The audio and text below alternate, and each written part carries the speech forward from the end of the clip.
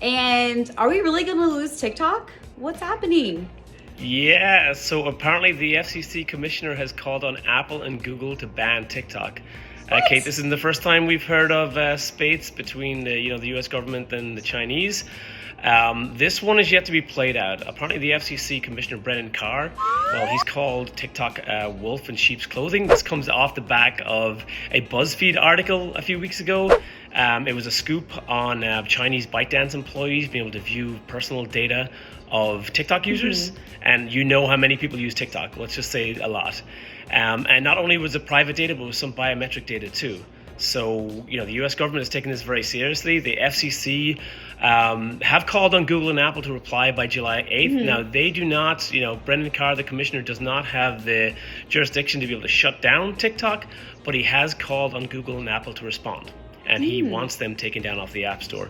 So I'm not really sure where this is going. I don't think this is going to happen. I know India has banned TikTok outright since 2020, so it's not completely unprecedented. And we know that a few years ago, TikTok agreed, and ByteDance, the company that owns TikTok, agreed to put the data on US servers. But I think, this is not the end of this battle. I don't think the apps are going to be pulled just yet.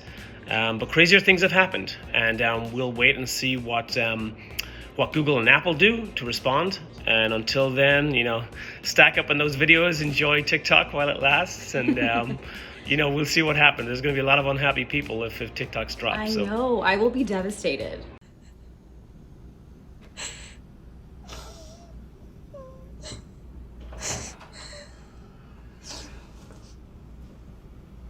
Who did this to you?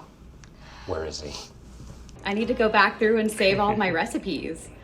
Hopefully you won't need to, but we'll keep an eye on it. So, what's happening with Pinterest? Cool. Pinterest. I know you're a huge fan of Pinterest. Yes. So are 500 million other people. So Pinterest is like one of the biggest social networks there is out there, but it's also one of the ones I think the most loved social platforms. People really, really love it. Except investors and the company itself, which has failed to monetize the platform over the last few years. And there's a new CEO, and who is apparently going to make it the internet's shopping mall, is the phrase was being thrown around. And Pinterest is massive; it's amazing. It has a lot more potential, from a monetary perspective too. And I think we'll see if this new hire and someone to lead it through. He's got a ton of experience. We'll see if this makes a difference. I feel like we don't need another shopping platform.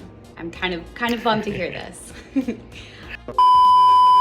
All right, Paul, so what's happening with Carplay and Apple? Cool. So Carplay, I know this sneaked by a few weeks ago during Apple's WWDC, but Carplay are allowing you, or very soon will allow us to be able to map out locations, obviously, but also be able to buy gas without pulling out your card. So this will be payments that are automatically authorized by Apple Carplay and pre-purchased in advance, and you won't have to take your card out. You just got to fill up with gas. So it's a little bit, again, like the Tesla effect. Tesla will identify superchargers, and all the payments are happening behind the scenes, so you don't really even notice the payment until you see your bank account. So I think this is another way of Carplay sort of like getting deeper into the market and providing a really valuable service and really making streamlined purchases even easier. And I think it's a great thing for folks that are still filling up with gas. I know. I'm sorry to you guys. I saw those prices this weekend. Indeed. Okay, cool. So our stat of the week, Paul. Our stat of the week is 129,699 Bitcoin. So that is the amount of Bitcoin owned by MicroStrategy.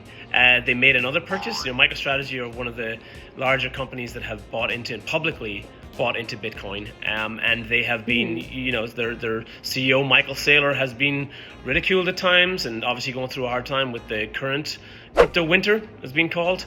But they've just bought more. They bought another 480 Bitcoin just recently, and they're still bullish on it. And it says a lot for the beliefs of some of these tech folks in Bitcoin itself, but also identifies a lot of these the whales that are in the room. A whale is someone who owns a lot of a certain cryptocurrency, and a lot of these whales, these individual owners, own a hell of a lot of Bitcoin or different cryptocurrencies, and if they pull their money out, it suddenly has a huge impact on the price of the cryptocurrency. So, it's two sides of looking at it, but it's very, very interesting that this software business, this large software company, public company, owns so much Bitcoin and has not stopped investing. That they're keeping on going. So they must be really believing in this is happening. Awesome. So Paul, what is Appening? Okay, jumping to Bitcoin, from Bitcoin to more decentralized news. This is coming out of China, another China-related news, but this is a speculation-free NFTs that are being pushed in China. So obviously, this is highlighting utility without capitalism. Some would argue that Web3 and especially NFTs have brought about Ponzi schemes and scams and all kinds of terrible stories coming from it. Well, China's taking a different approach. They understand that NFTs can be bought and sold, so they can be bought and sold without being speculative assets. So again, it's underlining the utility, and 3 Advanced, that's honestly what we're most interested in. We're not about buying these CryptoPunks or whatever, these pieces of art that are supposedly going to skyrocket. We're more about the utility and the functionality and the potential that Bitcoin, blockchain, Web3, NFT, and all the crypto currencies and platforms are serving us. And I think this is just another highlight of a really large player accepting and looking forward to this future that we have that's in Web3 and NFTs. All right. Meanwhile, at 3 Advanced, Paul, we just got back from the 4th of July weekend. We did get back from 4th of July, enjoyed the break, but as always, Yes. Tuesday after 4th of July is a difficult one. It was a great time. We're just kicking off our Summer Fridays. So at 3 Advanced, we do Summer Fridays, which means that every second Friday, everyone gets a week off. So we stagger it, make sure that we're getting the work done. And this summer we have a couple of big launches, and we mentioned these in the newsletter.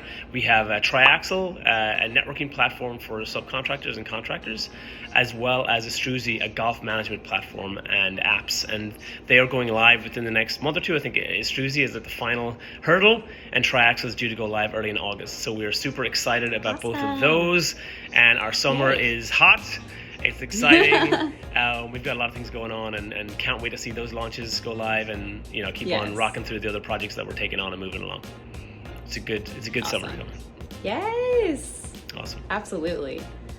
Well, thanks, Kate. All right. It's been a good one. I'll talk to you next week. Thank you, Paul. See ya. Bye, everyone. See you next Bye-bye. week.